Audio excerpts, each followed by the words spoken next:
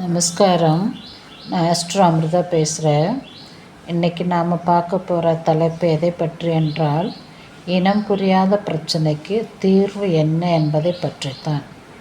அதாவது இனம் புரியாத பிரச்சனைக்கு எப்படிப்பட்ட தீர்வு இருக்கிறது என்பதை பற்றி தான் நாம் பார்க்க போகிறோம்.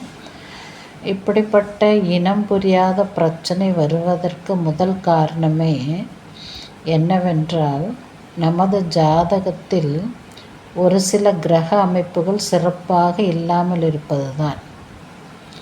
அதாவது நமது ஜாதகத்தில் ஒரு சில கிரகங்கள் சிறப்பான இடத்தில் இல்லை என்றால் நிச்சயமாக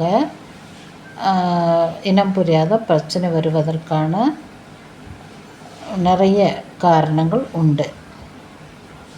இதற்கு நாம் என்ன செய்யலாம் என்றால், எல்லா கிரகத்தையும் நல்ல விதத்தில் அடக்கி ஆளும் சக்தி நவகிரக நாயகியான அம்மனுக்கு அல்லது துர்க்கை மாதாவிற்கு உங்களால் முடியுமானால் தினமும் காலை 6 மணியிலிருந்து 7 மணிக்குள் 9 நெய் விளக்கேற்றி அம்மனுக்கோ அல்லது துர்கா மாதாவிற்கோ இந்த நெய் விளக்கை காண்பித்துவிட்டு, எனக்குள்ள இனம் புரியாத பிரச்சனைகள் எல்லாவற்றுக்கும் நல்ல தீர்வை கொடுங்கள் தாயே என்று மட்டும் வேண்டிக்கொண்டு தீபத்தை அம்மனுக்கு ஏற்றிவிட்டு வாருங்கள்.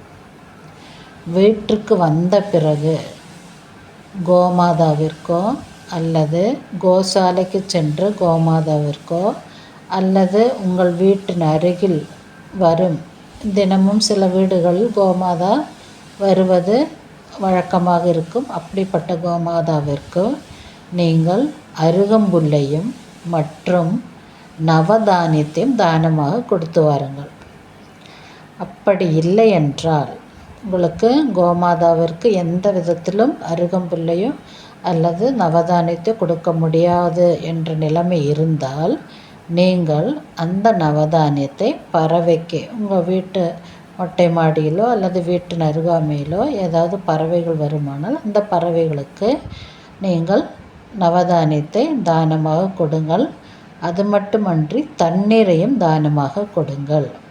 இப்படி கொடுத்து வர வர நீங்கள் உங்களுக்கான இனம் புரியாத பிரச்சனைக்கு குறைந்தது 9 நாட்களுக்குள் நல்ல தீர்வை எதிர்பார்க்கலாம். நிச்சயம் நல்ல தீர்வு குறைந்தது 9 நாட்களுக்குள் கிடைக்கும்.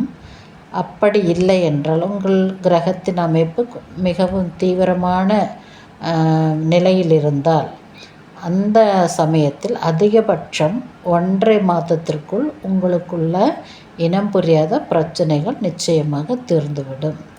இதை நீங்கள் செய்து பயனடையலாம். உங்களுக்கு இந்த வீடியோ பிடித்திருந்தால் மற்றவருக்கு ஷேர் செய்யவும், அதேபோல் சப்ஸ்கிரைப் செய்ய மறக்க வேண்டாம். Bye from Astro Amrita.